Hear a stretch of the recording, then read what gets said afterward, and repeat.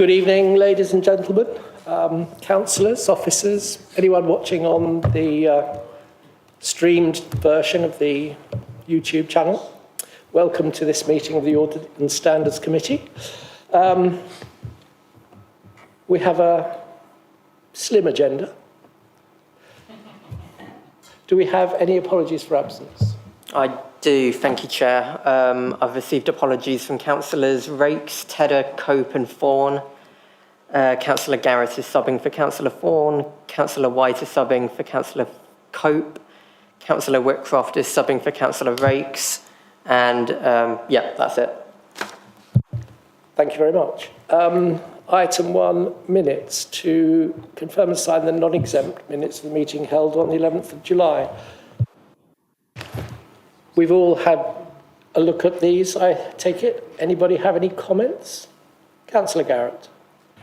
Yes, thank you, Chair. I just wanted to check because it doesn't say anything about the audit being an agenda item unless that's going to be covered under the item 5, which is a verbal update on accounts. Is that the case? Yes, in which that's case correct. I won't mention it. Thank you. Councillor Lee.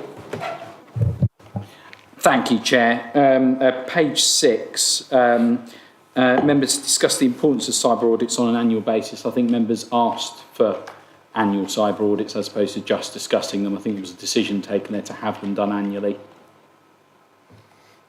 I've not checked back on the recording, that was my recollection. Happy to have been proven wrong on that one. I watched it before, I watched that meeting before this meeting and you are correct, it was discussed and agreed, I believe. Cool, so if we can correct the minutes there, that'd be great. Thank you. Okay, thank you. Anyone else? Any points? No? Can we make those adjustments? Once those are done, everybody happy for me to sign them? Thank you very much. Item 3, declarations of interest.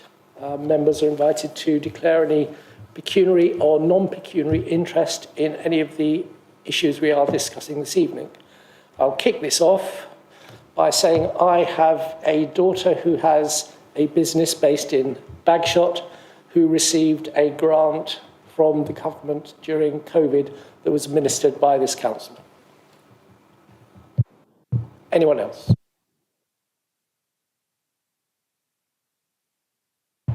Okay, thank you. Moving on. Annual governance statement. Alex. This one. Oh, what's that? Yeah. Okay. Is that it? Can everyone hear me? Yeah. Thank you, Chair. Good evening, members. If I could just go through the annual governance statement covering report with you and a brief summary of the statement itself. So members, the two main recommendations that we're asking members to note tonight are to review and comment on the draft annual governance statement for 2022-23 and recommend that the statement be submitted to the leader and the chief exec for their signatures, subject to members' agreement with the statement pending any amendments. Just as a background to the annual governance statement itself, the Council has approved and adopted a local code of corporate governance, which is consistent with the principles of the SIPFA and SOLIS framework. And as we go through the actual statement itself, you'll note that there are 7 codes of principles, and we've done a summary against the 7 principles within the start of the report, so I'll go through that in a second. The statement also explains how the Council's complied with the code and also meets the requirements of the Accounts and Audit Regulations 2015. So in a nutshell, that basically means the annual governance statement is a requirement of public bodies to produce. So it's not a voluntary document, it's something we're required to produce. And the main objective of the annual governance statement is to support the Council's set of accounts. So the financial statements and set of accounts, we need to produce the annual governance statement, which provides a summary of the governance assurances within that. It also says in the covering report that the AGS is also reviewed by the Council's auditors. So BDO, as I understand it, haven't reviewed the annual governance statement yet, but they will do at the time when the set of accounts will be signed off and going to a future committee. The governance statement is actually supported by a set of management assurance statements. These are essentially a series of risks and weaknesses and opportunities for improvement that service departments have actually provided. So the governance statement itself isn't actually written by a small number of employees within the council. It's actually, we've consulted with every business area and function to actually provide input into the document. So I think that's making the document more robust than it has done in previous years. So I think that's it on the covering report. So if I briefly, Chair, just summarise the AGS and then ask for comments after that, if that's all right. So just bear with me 1 second. Okay, so the initial part of the document then talks about the governance framework. So we've provided a breakdown of the overarching governance arrangements in place of the council. Obviously, you'll all be aware of the committee structure, decision-making processes within the council, the constitution, and it breaks down senior management and the scrutiny review function of the council. The next section talks about the 7 principles that I mentioned a couple of minutes ago. So these are 7 principles set out by Cipher and Solis. So I think that's quite standard across most local authorities. I think most of those will review against those 7 principles. So the details of those are contained within the document. I will point out that we've had additional requests to include additional information on topics such as carbon net zero. So you'll notice there's additional content to summarise how the council's working towards making sure it's meeting carbon net zero requirements. There's a section that covers risk management and how the council's hoping to provide continuous improvement of risk management principles. There's a section on project management, and I understand that some staff will be trained going forward or will improve on the practices of project management across the organisation. The main section of the report covers the management assurance statements. You'll notice the majority of service areas within the council have provided input into that, and each service was asked to provide a number of risks that they're facing currently, as well as areas for improvement over the forthcoming year, and they've been incorporated into the document. Towards the latter part of the report asks us to review our performance against a number of criteria that were set out in last year's annual governance statement. So, for example, if I just get to that section, so the key criteria last year that we reviewed were delivery of the Star Chamber, review of joint waste solutions, dealing with commercial rent arrears, how the council's progressing its London Road development, the asset management contracts, building control partnership, and capturing actions at committee meetings. I think that was a point mentioned by members last year. And then the report goes on to talk about potential issues that the council's going to be facing this year, so within 23-24, and those include dealing with the peer challenge that took place this summer, and as a result of that we've obviously got an action plan to address the findings from the peer challenge group, delivering savings and efficiencies as a result of the budget exercise last year and adopted from April this year, rolling out the local elections and making sure that the ID voting procedures and controls were properly rolled out at the elections itself, and obviously dealing with the induction of the new members within the council and training. We've also added further strengthening of project management practices into criteria that we need to monitor for the rest of this year. Risk management as well, the risk of major contractor failure and how service departments are actually managing its contractors as much as possible. And the final criteria was public questions at committee meetings. And then the report summarises the governance and risk arrangements in the council that's been detailed within the document, and there's some spaces for signatures that I referred to earlier. So I think, Chair, that's a quick summary of the report. Happy to take any questions on the details or the accuracy. Excuse me. Thank you, Alex. We did have a long and detailed discussion about this yesterday. Members, any questions? Councillor Garrett. And that one Thank you. Just two, really. First one referenced the Principle F, Managing Risk and Performance. The risk register, is that something that would be made available to councillors and will be available in the public as well, or is it something that we're going to get to see in our roles as councillors? And second point was referenced, and Principle G, the reference, unless exempt, the schedule for exempt items. I know, having done this for 4 years, some items that have been previously exempt obviously for commercial reasons I get, but I've never understood if there's a proper schedule that these will be reviewed in a certain period of time and a date given as to when they will be unexempt, if that's something we can cover. Thank you. Thank you. Would you like to? Yeah, I'm happy to follow those up, Councillor. Well, we did discuss them at length yesterday. No. So, thank you, Chair. Thank you, Councillor Garrett.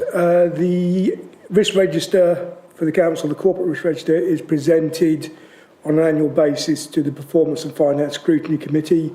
And I think its next time it's due will be the February committee. So it comes in on an annual basis.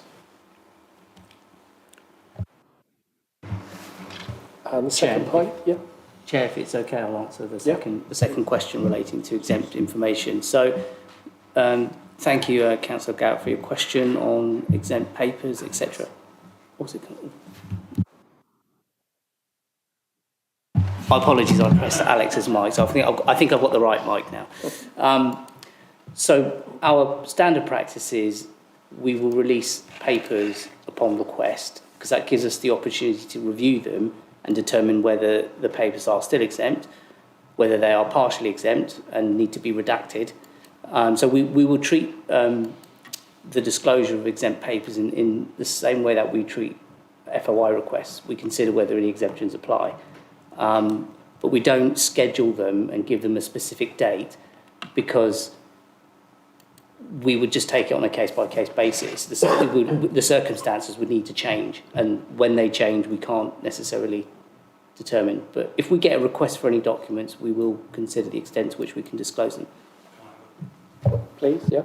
Can I make a follow-up question then? So if someone asks for an exempt item, which you then agree, because the date has changed, is now available for everybody to see, is it then published, or does the only person that sees that the person that actually asked for it? So the requester, the response will go to the requester. That's a standard FOI practice.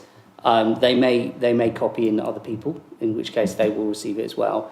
But we release information and documents as anybody requests them, and we'll just go through the same considerations every single time. It's a sort of standard practice that anybody can go through.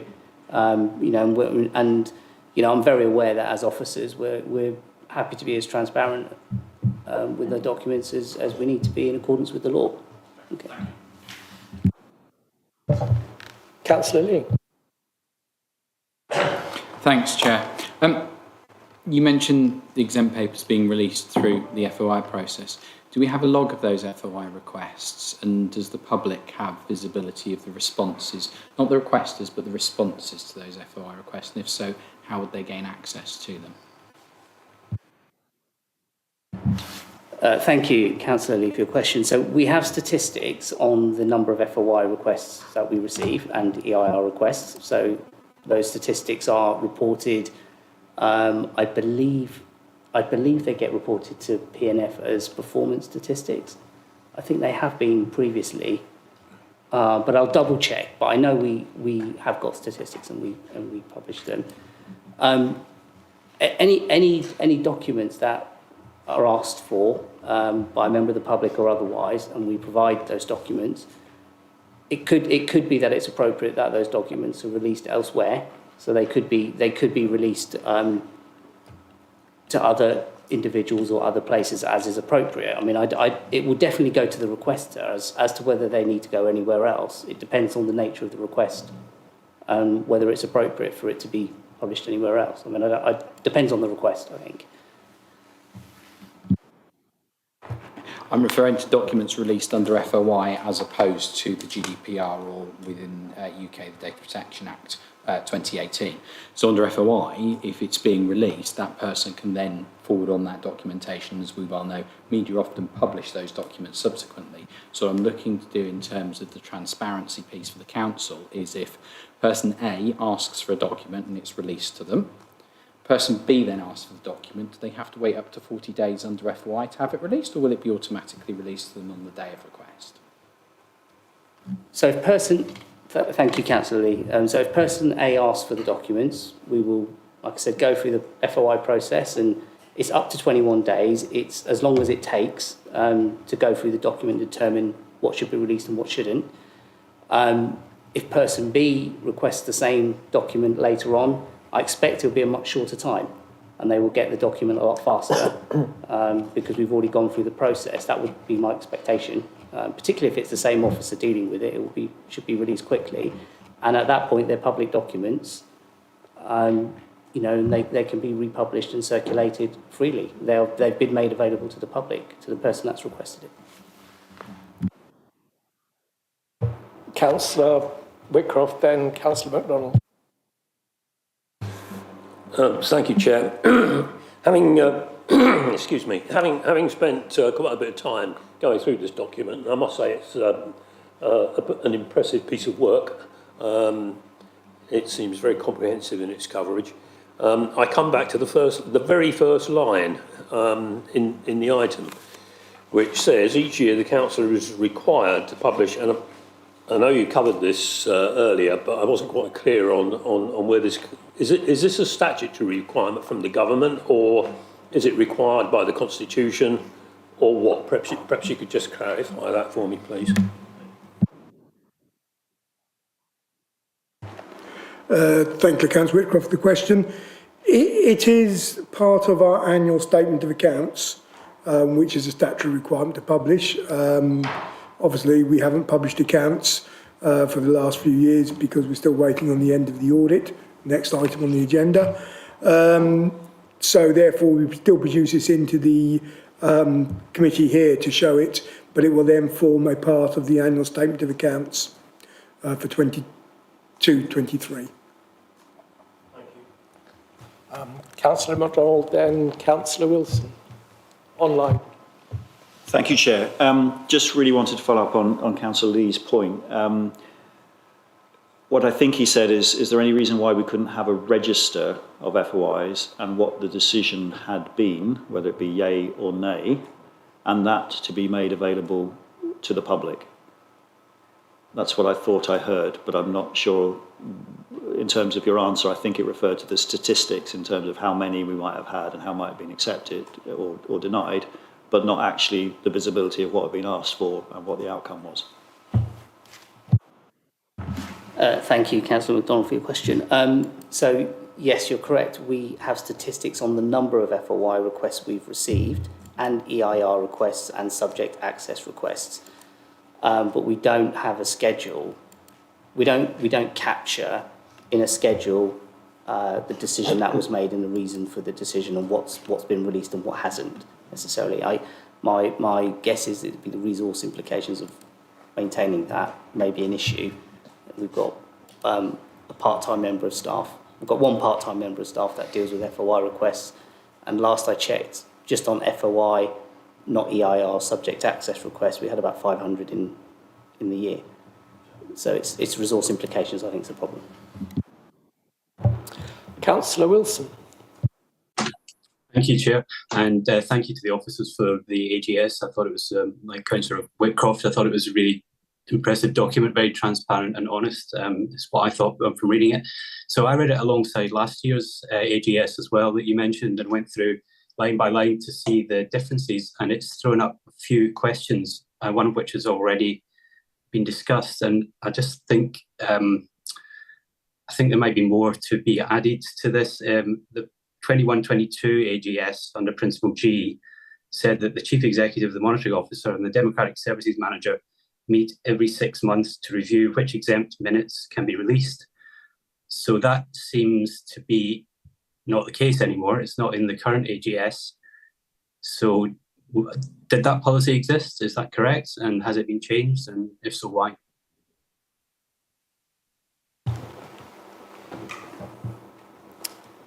Thank you, Councillor Wilson.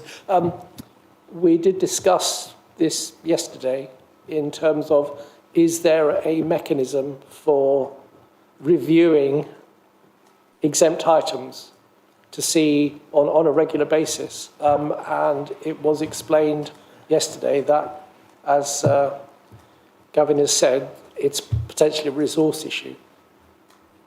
But it used to exist as a policy. Yeah, It reviews every 6 months, but not anymore. that's my understanding. Is that correct? Yes. Okay. Okay, thanks. Could I ask another question, Chair? Please do. Okay, so this refers to page 21 in the AGS, Principle F, and it's quite different from the previous year. A lot of the two documents are pretty much identical, but this paragraph is new. Down at the bottom of page 21 and into page 22, it says that financial risks were a priority for the Corporate Risk Management Group, which is good to hear. And it also mentions things like the Council's ability to service its debt and interest rates and the adverse effect on payments for short-term debt.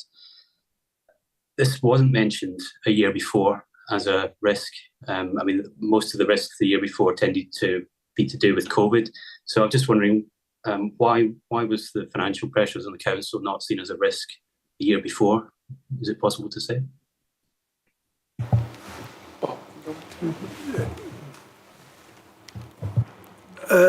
Thank you, Councillor. It wasn't that it was not seen as a risk. Obviously, we have a lot of risks in the Council. If we were to list every single risk we could identify in the AGS, it'd be an even bigger document than it is already. So we have to prioritise what the risks are. Now, obviously, when there's a pandemic going on, and the interest rates at that point in time were not under pressure, the Bank of England was still holding them at historic lows. It was obviously considered a risk that interest rates would change, but not quite a higher risk as some of the COVID ones. Obviously, as things change, as we've seen with the invasion of Ukraine, pushing up the cost of living, the fuel price and everything going up, and therefore the Bank of England raising interest rates, it moves up the risk level, and potentially COVID drops down off it. It's a bit like the top 20 in the charts. So it's not a non-mover, it's straight in at number one. I could just ask a supplementary to that then. I totally understand now you refer it to the top 20, but what would the top 20 be next year, do you think, or what would be number one next year? I know we're looking at this in hindsight now, looking back a year and a half, in 6 months' time. Is it still financial pressures would be the top priority? It's a difficult question to answer. If I knew that, I probably wouldn't be working for the council. I'll be off down into London somewhere making loads of money. But, I mean, you're going to look at when we set our budgets in February, budget council, then I think a day later, suddenly Ukraine was invaded. And that sort of started all the pressures around that. So it's very hard to predict what will happen. I would expect, though, that interest rates wouldn't be number one anymore. It might have dropped down a bit if the Bank of England and inflation comes under control, but it certainly will be in there. There may be a new pandemic that I don't know, to be quite honest, but we'll try and react to it as we can. Thank you. I've got two very minor points that I've noticed in the document, but I'm happy to come back later, Chair, if you'd like. Thank you. I appreciate that. Councillor McIntyre? Thank you, Chair. Not sure who's best to answer this question. On the summary page at the front, paragraph 4, contribution to the council's 5-year strategy, says not applicable. Why would the AGS and the contents not be applicable to the 5-year strategy?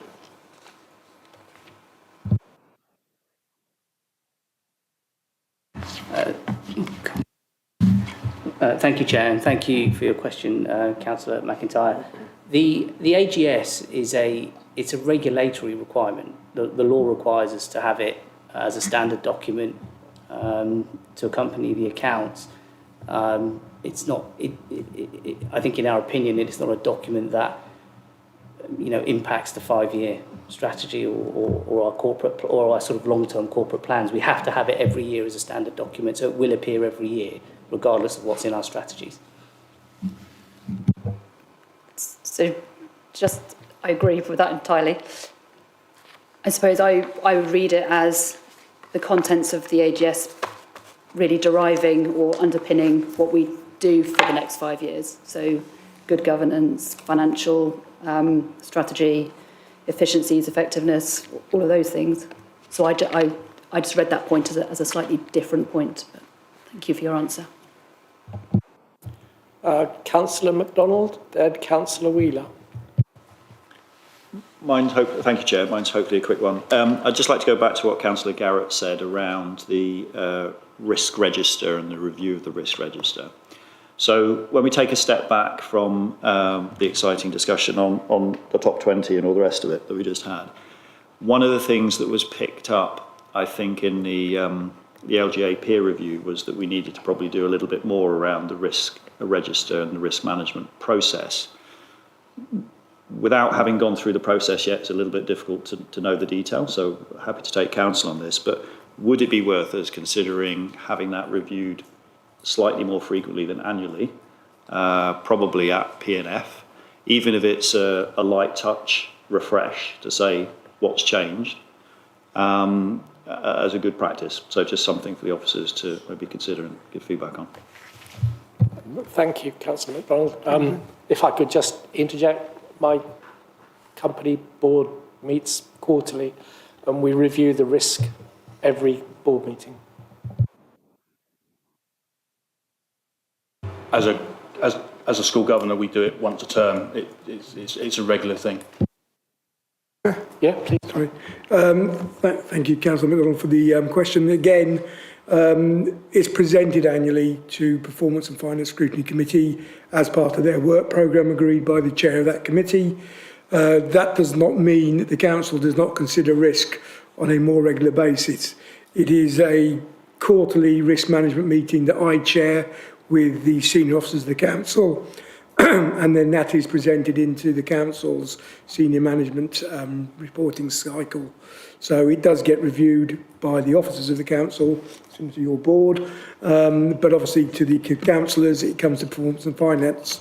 Really, it doesn't make a great deal of difference to us as officers in terms of workload if it wanted to come to Performance and Finance Scrutiny Committee, because we do this on a quarterly basis anyway. I think actually maybe 6 times a year it meets, Alex. So it is certainly there. So if it suits the chair of the committee, we can bring it on at a different point. Quickly, Councillor Garrett and Councillor Wheeler. Well, I'll just speak on behalf of the chair of P&F, as he's sitting here. I think that'd be a really good idea. If it doesn't mean you're going to do extra work because you've already done it, I think it would be handy to come once. I know we're not every month, but on a regular basis to P&F. How we can agree that at the next. Yeah. Okay. Thank you. Councillor Wheeler.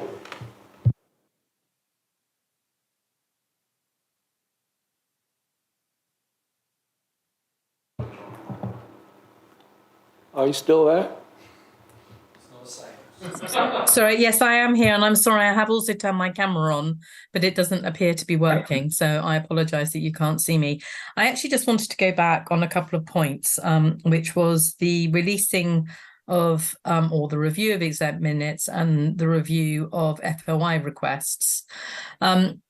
It seems to me, although I appreciate that it may be extra work to review them, actually having a list of exempt minutes shouldn't be that difficult to create. And certainly in terms of releasing on our performance against FOI requests, again, I would have thought that we would need to keep legally a central registration of those in order to ensure that we comply with the legal requirements in releasing them. And so therefore, I'm surprised that those two things are not moving ahead on the basis of time restraints, if you like. And I think it's a pity to see those removed from the requirement to be reviewed after a 6-month period. Thank you. Do you have a response for that?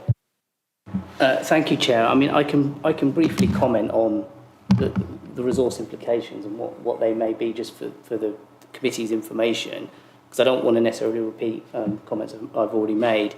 So if you take one document as an example, which could be 10 pages, for senior officers to sit down and review the extent to which that document should be released as a matter of standard practice as opposed to on request, it could take 2 or 3 hours to go through that document, work out what's personal data, what's commercially sensitive, what's confidential, because there are, I think, probably up to 15 exemptions in the FOI legislation alone. There's a similar number of exemptions in the EIR regulations alone.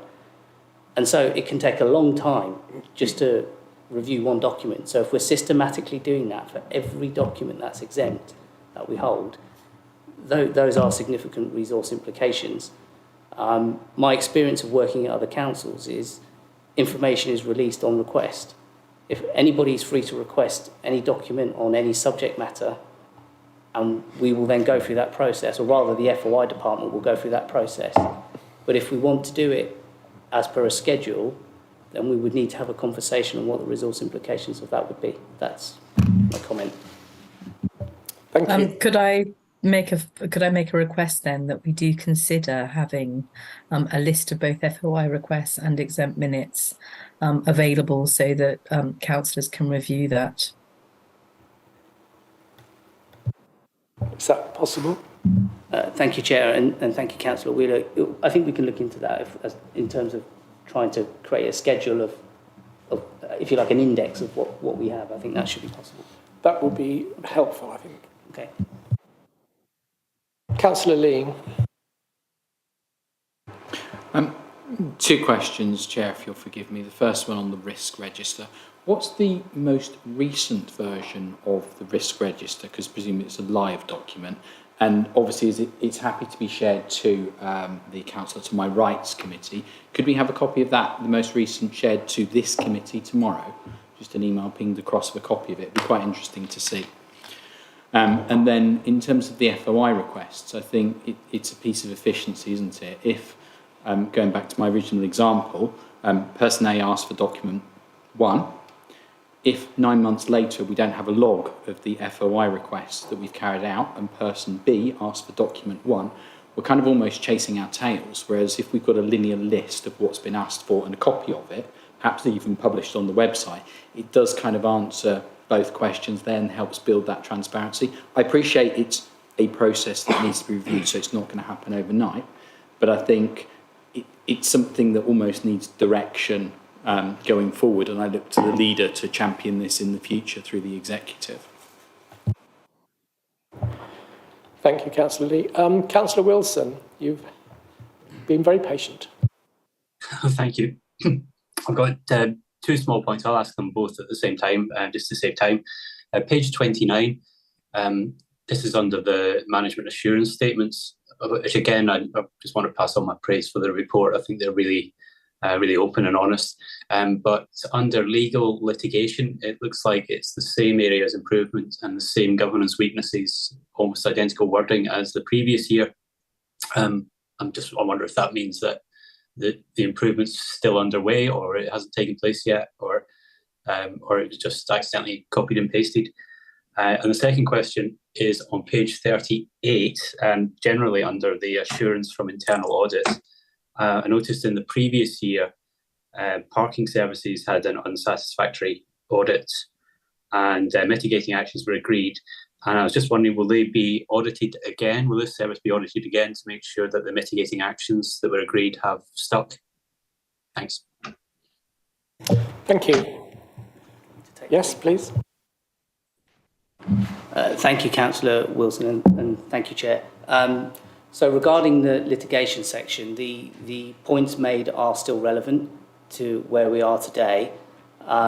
We still need to use bundle docs better as a resource. At the moment, the courts are not fully embracing electronic working, so that's very much a work in progress with the courts. They are moving forwards. The High Court's much better than the County Court and the Magistrates' Courts in terms of full utilisation of electronic filings, etc. So, you know, that's an ongoing matter, in my view. We are still having ongoing discussions with Joint Waste Solutions on additional resource, and that links to the second paragraph about the lack of resilience in litigation, and that's primarily driven by recent litigation. I can't comment on here, but there are the same resource implications in relation to new matters, not necessarily the matters that were relevant at the time last year. Thank you. Thank you. The internal audit? Please, yeah. Thank you for the question. In terms of the parking audit, parking's on the audit plan to be audited this year. But in terms of the specific recommendations that were commented upon in last year's 21-22 AGS, they would have been picked up as part of the overdue recommendations mechanism, and a report went to committee, Audit and Standards Committee, a few months ago, and the next exercise is due to be reported in the beginning of December ANS committee in terms of giving members an overview as to where the audit recommendation statuses stand. Great, thank you. Thank you. Any other questions from members? I can't see. Councillor MacDonald? No? This is going to come to you for signing, so you're presumably... No, I'd be delighted to sign it after the members have raked over like they have today. Thank you. Excellent.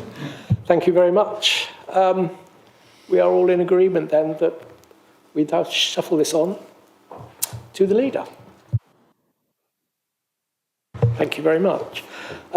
Next item on the agenda. Those of you who were here last time may recall that we were going to be in paradise by now. Bob.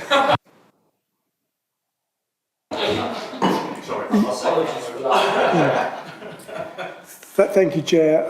I might say I could be in paradise now on a Tuesday evening at Audit Standards. It is, as the Chair alludes to, the same old story that we do not have at this stage a set of accounts to present and to be signed. What we've had is a series of discussions with the auditors, BDO, between my team, myself and them, around what they need to be able to come in and do the audit. We have provided them with our primary statements in an Excel format. We provided them with our working papers. They are currently insisting on a full and final Word document for the accounts. Now, I have two very, very experienced accountants, both of whom have been auditors in the past. One worked as a manager for Grant Thornton, one worked for many, many years in the Audit Commission. They believe that you do not need that final Word document to come and do the field work on the accounts. That said, the line that's been taken by BDO is that they wish to have that full final Word document. The issue, of course, is that we can't really call it a final Word document because they're still not yet confirmed their agreement that they would not be minded to challenge, and I use that as an audit terminology, some of the adjustments that they've asked for, we've proposed, we've not had the feedback yet. That said, though, I have now agreed with my accountancy team that we will produce a full set of accounts in Word format based on what we think is the correct set of accounts. So therefore, we'll make the assumptions around the audit adjustments. There was one that was outstanding at the start of last week. We've now agreed it with them verbally and through meetings, and we'll apply that through there and we can produce those accounts. They will be sent to BDO on Friday. A copy will go to their audit manager, a copy will go to their audit director, a copy will go to the chair of Audit and Standards Committee, and also a copy to my finance portfolio holder, and I'll get a copy as well. We will then publish it on our website. I'm just dubious that I can't, so I'll publish it on Friday because publishing on the website is beyond my control, but we'll have the version ready to go on the website. And again, I will probably put it out in the members' briefing when it's on the website that people can go and have a look at it and they can tell all and sundry out there that it's up there. So, once BDO have that full final Word document set of accounts, they have now indicated that they will be on site in November.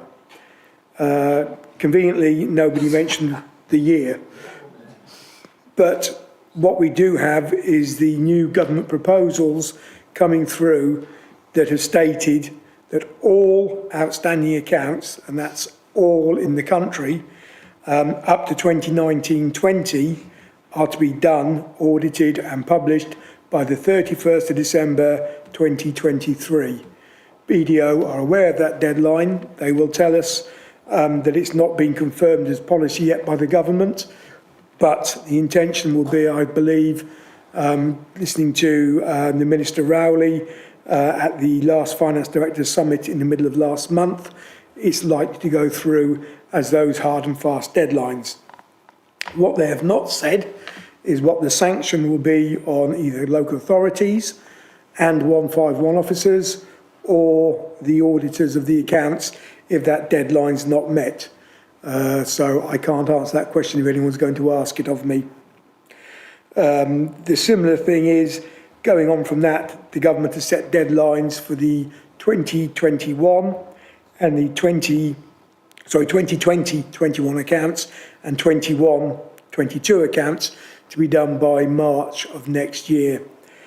What that is likely to mean, given that there's going to be resourcing issues in all the accountancy firms, and this is where I give the figure of about 515 audits still outstanding to be completed as at today's date across the country. So it's not just Surrey Heath, it's everybody. I know of 3 of our nearest neighbours who are still waiting on their 2019-2020 accounts, and I believe that's where our audit director is today. He's at Runnymede Borough Council talking to them about why their 2019-20 accounts have not yet been signed off or completed. And one of those nearest neighbours hasn't got their 2018-19 accounts signed off either, and these are very local, close nearest neighbours. So what was like to happen for the later set of accounts is they won't be qualified, they're more likely to be disclaimed, which means that they're unable to give an opinion because of whatever resourcing issues that are in there around it.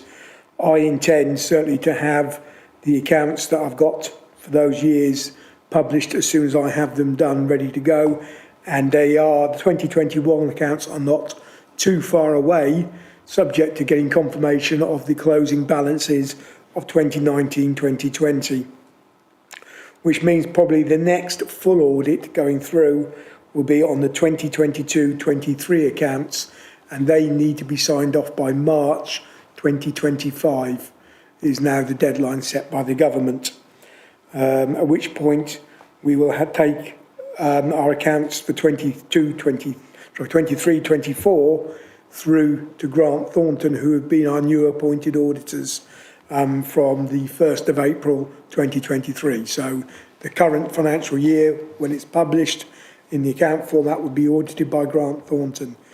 The issue is going to be is how much reliance they can place on the 2022-23 audit if the opening balances have been disclaimed. That is an issue not just for myself, but for every 151 officer who's got delayed accounts, and actually for the department for levelling up housing and communities to sort out. And I believe they've made intention that they will do it. So that's where we are. We have, or the chair has received this week, the letter from BDO stating the reasons for delay in the 2022-23 accounts, which is a statutory requirement upon the auditors to state if there's a delay and why it is. And the reason for the delay in their letter is because we haven't got the 2019-20 yet signed off. I'm now open for any questions or abuse. Yes, I think members who were here at the previous meeting in July will recall two BDO people sitting just there who promised faithfully that auditors will be in this building at the beginning of September, and they weren't. They were going to be here working on the accounts for 8 weeks, but they haven't.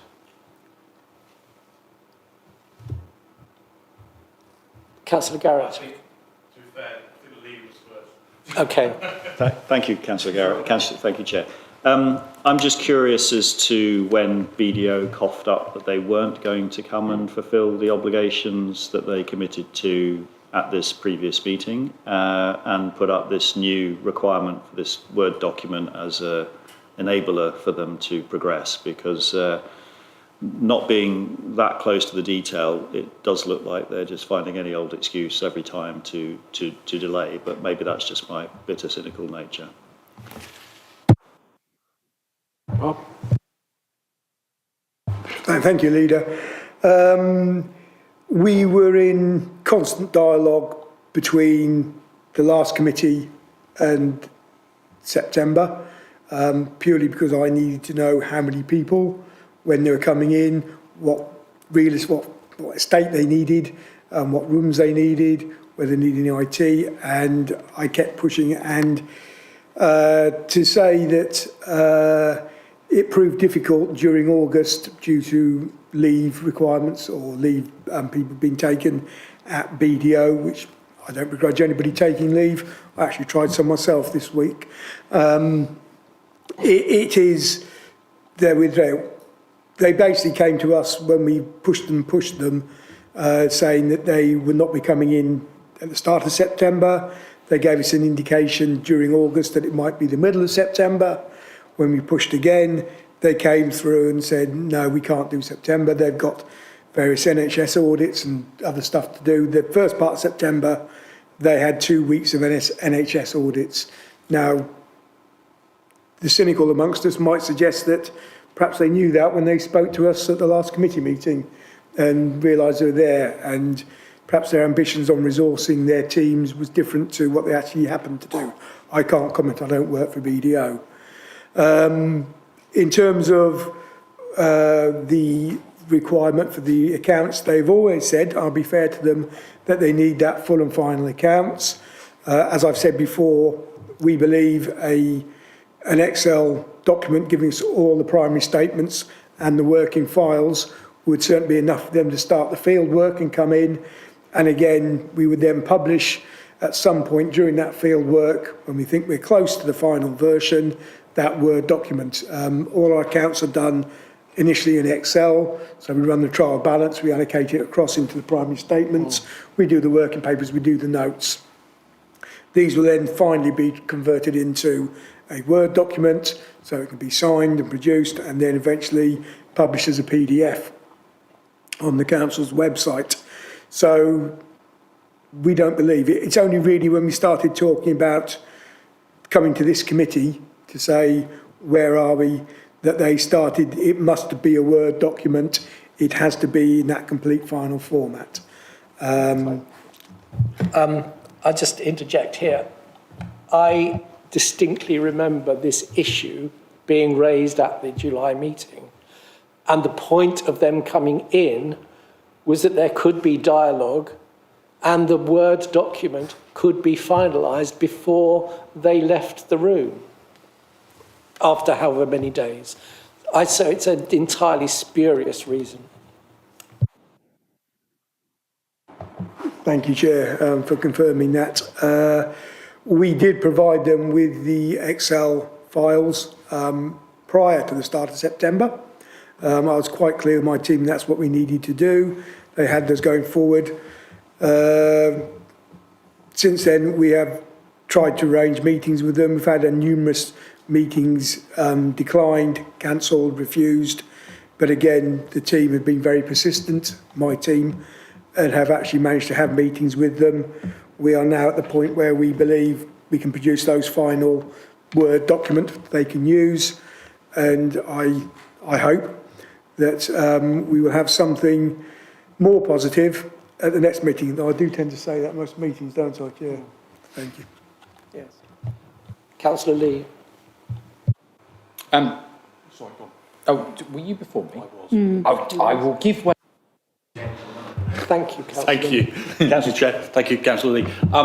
Firstly, can I start by saying you and your staff must have the patience of a saint, is all I will say. So just to clarify a few things, I watched back the video of the last meeting because I knew I was going to be here today, and I heard everything you said for 8 weeks, 4th of September. I said okay, I've got all that. So they didn't come in. That's a given. We're now being told November. I mean, my question is, I note on that meeting there was 4 questions, I believe, that were left outstanding. So have we supplied them answers to the 4 questions which they are... So they've had answers to the 4 questions, so now all they want is a Word document. Okay, so assuming the Word document goes over on the 6th of October, the earliest they can get in is November, unless they cancel on us because they get someone more important than Surrey Heath Borough Council. So that's the first thing, so we're looking at November. And then the next thing that really concerns me is, bearing in mind that they've been doing this for a couple of 3 years, we are then going to say, assuming everything's right in November, by March 2024, these really efficient auditors, I apologise for my sarcasm, are going to complete 2021 and 2021-22 accounts by March 24. And, based on what you've just said, if that doesn't happen, there will be sanctions against who? Because we aren't the ones that keep pushing this back. So I'm really concerned that, and we can't change our auditors till 22-23. Maybe they'll get our accounts done for 22-23 before BDO actually do. But so my concern is, all of those points, they keep pushing stuff back, as you know, and I'm just really concerned in November we're not going to get there, and we're then not going to be able to get 21, 22, etc. sorted. Thank you. I agree. Bob? Thank you, Councillor Garrett. Thank you, Chair. Firstly, I'm still trying to think of something that's more important than Surrey Heath Borough Council, but I'll leave that one with me for now. Yes, everything you say is right. We are hopeful that November will happen. We had a meeting, myself, the Chief Executive and the Audit Director, it was only yesterday, where we put the challenge back to them that we're concerned that they're going to come in November and start from scratch, which would take a fair period of time. We've been reassured that they will not start from scratch because they've done a lot of the work already. I would hope so, given the amount of time spent on it. And they would only really look at what's changed between the first accounts and the second accounts. And bear in mind that we've used their inflow system, where they put on the question, we put on the answer, they put on they've agreed it, and we then put it in the accounts. So those few items that were outstanding, which was 4, as you quite rightly remember, have been dealt with. I'll say the last one was an adjustment from 18-19 that actually BDO suggested we do. And we're debating whether it is, but we've now got to a point where we've agreed what we'll do and how we'll treat it. Therefore, we can produce those accounts going forward. So they're dealt with. As I mentioned, it is highly likely that the 2020 and 2020-21 accounts and the 2021-22 accounts, lots of 20s in it, this is the problem I've got, are like to be what they call disclaimed. which means that they are basically saying they're unable to provide an audit opinion because of whatever reason they decide to come with. Yeah. So who does that go against? Does that go against us as a council, or does that go against, well, I'm guessing it is going to go against us as a council, because they're going to come up with an excuse as to why they haven't been able to do it, and it's going to be our fault. That's been the pattern so far. It obviously will be our accounts that are disclaimed. It doesn't matter who has disclaimed them. It probably won't matter the reasons for doing it. The other option, of course, is that they come in and audit our accounts ahead of everybody else's, and they've said that quite clearly they're going to go through a process of doing the audits first. So, as I said, there's 3 other councils in the very near vicinity. They're in the same boat for 1920, one that's only got 1819. And I have heard on the grapevine that the audit director at that council has resigned, left BDO, so they've still got more vacancies and resourcing issues. So it is like it's going to be disclaimed. What does that mean and what the sanctions are, I don't know. What it will mean potentially that at some point they'll be able to focus on the 2022-23 accounts, which will then almost bring us back on to parity in line with all the deadlines. It will then obviously allow BDO to be released from their onerous contract around auditing local authority accounts. And the issue, of course, is that the 22-23 accounts, we don't know what it means for the opening balances because we have a disclaimed account for 21-22. I am making assumptions a lot on this because I've never been in a situation where I've had a set of accounts disclaimed. I've never had a set of accounts qualified potentially, but the issue, of course, is that qualifications we can argue against. We can say, well, why are you qualifying it? And we'll make the adjustments. And then basically it's only when we disagree on an accounting treatment, which you don't normally ever do, will we get a qualification on those accounts. There's not a lot we can do about a disclaimer on them. But I expect there to be more information coming out in the local authority, financial press, things like that, telling us what it means, what it does, and how you can deal with it. So I'll be watching out for that. Councillor Lee, then Councillor McIntyre. Thank you, Chair. As you'd imagine, I have a few questions. So in the minutes, I think it was minute 27 AS, there was a list of 4/5 outstanding items. Bob, are you comfortable we've answered those correctly to BDO's satisfaction? I think is my first question. Yes and no. I'm happy we've answered those questions. Are they to BDO satisfaction? I don't know. This is what we've been trying to get them to confirm to us. The assumption is that the last discussion was, yes, we're not minded to challenge, so therefore use your treatment in the accounts. So I'm more yes than no on that one, though. Yeah. That's a positive answer, thank you. So the next one is their on-site visit. So obviously there's controls-based audits, and I think it's substantive, is that the correct choice of words? So I'd be shocked if they were doing a controls-based audit here. Yeah, all indications are we're not at that level to be able to deliver a controls-based audit, so it'll be substantive. So are we expecting them to do the substantive piece of the work where they pull documentation to back up activities in the accounts at that site visit? Yes, they actually will do both. They do a controls audit at the start of the audit, so they come in possibly in early 2020, they may have come in and looked at our controls, because obviously where we have controls and we follow those controls, they can replace reliance on the results coming out for them. So they actually look at some of the work that Alex does around his internal audits and say, well, they're doing that and the controls are there, then the results should be right. When they do come in, they'll be doing more of the substantive, looking at the files as I said, we have already provided them with a majority of the files, and they have done a huge piece of the work already. So I'm not expecting them to do a full audit from scratch, but just sort of pick up on the bits that they've got there. But until they come in with the resources and let us know what they're looking for, I can't answer that. But we will provide everything they need to get it done. So obviously with a substantive-based audit, once they look at something, if they find a problem, you tend to find the scope of that audit grows. How confident are we that our paperwork is shipshape and hunky-dory for when they do the substantive audit? I'm certainly more confident that our paperwork is shipshape and hunky-dory, to use the same phrase, or as close to it as we can get it now than I was possibly 4 months ago. The team that I've got in working on it are very professional, very good, and are delivering the results for them. And I say, putting so much pushback actually onto BDO that they're almost squealing about it.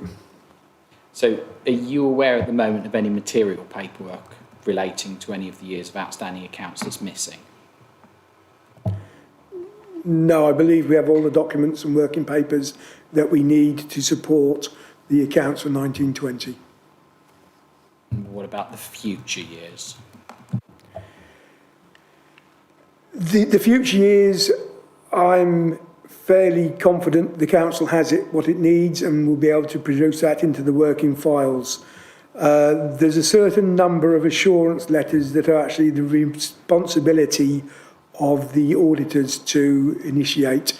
So letters to the various banks and institutions where we have investments and loans from to confirm that what we say we've got is true. That is normally the remit of the auditors to do that.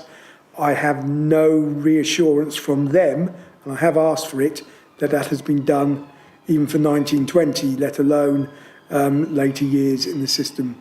There also needs to be a certain number of management assurance letters that need to be produced. I've asked about those. I've not had any feedback on that yet, but hopefully we'll get to find what's missing during the inspection period where they come in, and we can turn them around fairly quickly. But obviously people who would normally have written the assurance letters are no longer with the council. So I will probably have to do it myself based on I wasn't here at the time, but I have no reason to suspect. Similarly with the chair. Can we? Thank you for your time, Bob. I appreciate it, and thank you for the effort put in so far. I appreciate it. It's a challenging journey. Councillor Wilson. Thank you. My question is about the publication of draft accounts on the council's website. So the latest year that we've got published obviously is for 1920. I take it that's because we only know the starting balances for the latest audited account for the previous year. But looking at other councils' websites, they publish their draft accounts based on starting balances from previous year's draft accounts, because every council, as you say, has a backlog in auditing. Is there a reason why we can't do that and publish draft accounts all the way up to 22, 23, like Eastleigh Borough Council do, for example? There isn't any reason why we can't. Part of the reason we are where we are now, and looking back historically, I'm not putting blame on anybody, is that when we did publish the draft 1920, there were some erroneous figures in there as we've been through at previous committees and explained where we got to, which has led to some of the audit delays. Hence why I would prefer to make sure that we have an audited version at 1920 that we can rely on. And then once we have that, I'm quite happy to produce and publish, as they are done, the draft accounts for the later years. So it's just understanding that we have some confidence in the opening balances for the 1st of April 2020, which we can then carry on forward. And again, the confidence in the team that they are producing those accounts as accurately and as correctly as they can do based on what we've got, and we'll publish those as soon as I've got them. I do want to get us up to date on the draft accounts, even if they're not audited. So that's my next target after getting the 1920 accounts done, along with all the other non-accounting targets I've got. But yeah. That's great. It's good to hear. Thanks. It's really improves transparency, obviously, for the public. Appreciate it. Thank you. Councillor McIntyre. Thank you for remembering me, Chair. Mine's not a question, mine's a statement. Made because I'm an ex-auditor and that's how I earned, or that's how I started off life. And I feel like BDO, as UK's fifth largest accounting firm, is treating this whole process with absolute contempt and operating hugely flippantly, which I just think is an absolute disgrace. I think they are damaging the reputation of the audit profession. I mean, some could argue that maybe others have also damaged it in the past, but specifically with relation to this process. So I've concluded that they are probably worried about their own competence levels in order to actually do audits or public sector audits across all councils, not just ours. And I hope for their sake that they have other service lines that are actually able to conduct suitable audits and are competent to be able to do that and retain their top 10 position in the UK, or the fifth position in the top 10. I did notice on LinkedIn a public sector, or an advert for public sector auditors, so someone is definitely recruiting for them somewhere, but obviously not BDO. End of that. Thank you. Councillor MacDonald. Thank you, Chair. Just want to go back to what Councillor Garrett said. So a couple of things. One was his excellent summary of the saga, and obviously your own, Mr. Watson. Very helpful. I think it is important to remember that the main toll of all of this saga sits on the officers. So thank you for all your great work. What I'm a little bit concerned about is if we do end up in a situation, I'm terribly sorry, I forget the technical term because I'm a simple person, as you know, but if we do end up with these accounts that basically don't mean very much, what the implications are for the council going forward, because it's like building a house on sand. Could you just give us an indication as to any challenges you see there, particularly around some of our financial affairs? Thank you. Thank you. This will all be speculation based on where I think we're going. As I say, there's 515 outstanding audits across the country. We are not going to be the only council with disclaimed accounts for those years potentially. That's assuming, of course, that they do that. And BDO will not be the only firm that's doing that.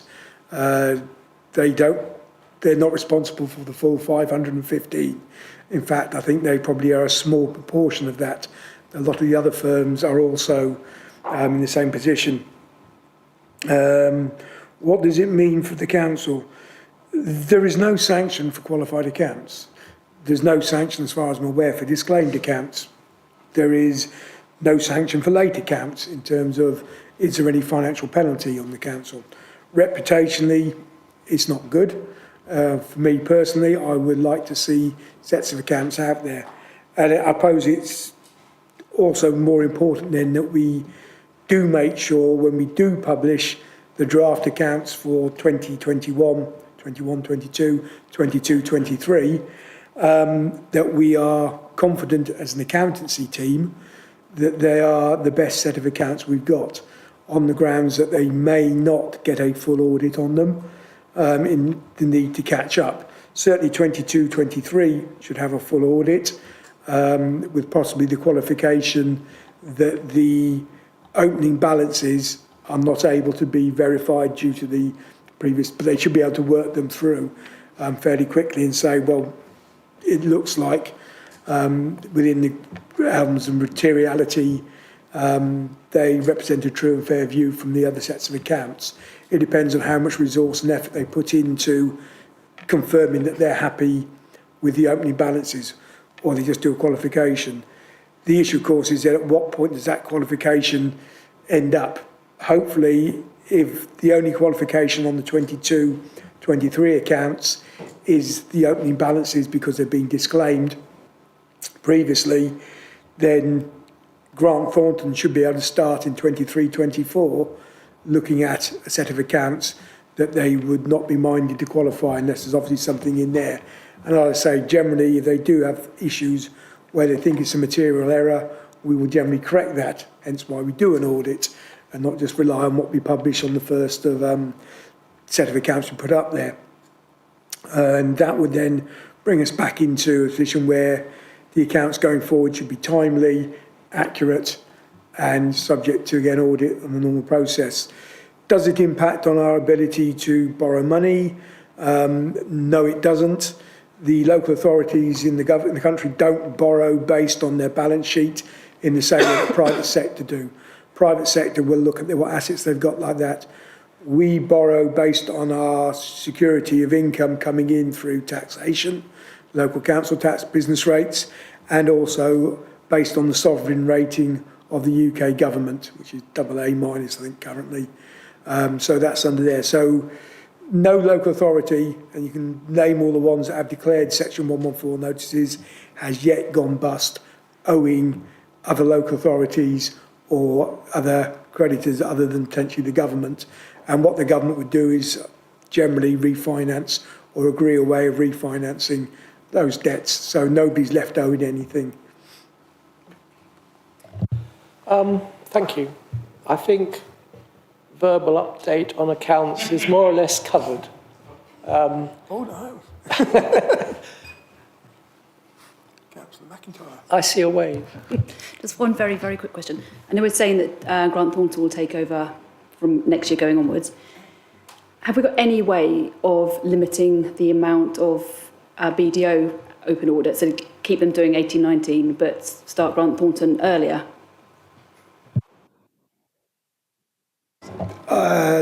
No, Chair. I feel that Grant Thornton, who have their own issues on backlogs, and I don't know the level of their backlogs, but I've already had preliminary meetings with them that they would not really consider coming in. The government would not consider making them come in until we have something that they can audit. And, in theory, we will do, hopefully, the 23-24 accounts from the 1st of April 2024 when we start doing them. But they won't come and look at them until they've got till the last auditor's gone, basically. And one last from Councillor Lee. Chair, you're so kind. It's the doozy one. So obviously, whilst they're saying they'll give us a pass on audits, it's kind of saying it'll only inspect where there's a clear public interest to inspect. Is there any risk we fit into the clear public interest category? Because this could be a whole much longer running saga. It depends entirely on what the government decide and where they think they are. I can't predict it. Normally, the audits will be, it won't be a pass on them, it will be this disclaimer.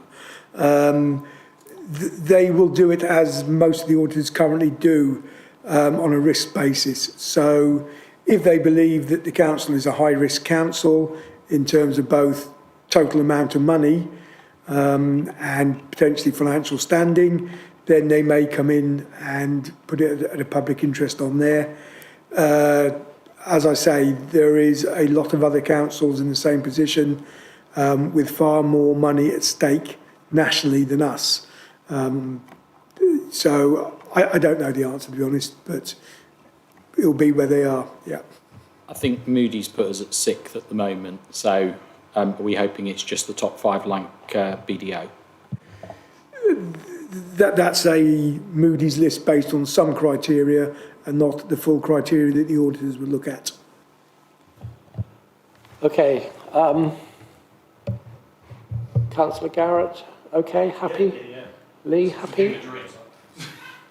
McIntyre, Miss Paradise. Councillor McIntyre, happy? Good. Councillor Whitcroft? Fantastic. Councillor White? Lovely. Councillor Mears? Thank you. And Councillor MacDonald? Good. Well, thank you, officers. Thank you, councillors, members. Thank you, everybody watching. We wait and see whether we need another meeting prior to Christmas. We can but hope. Thank you and good night. If we do get the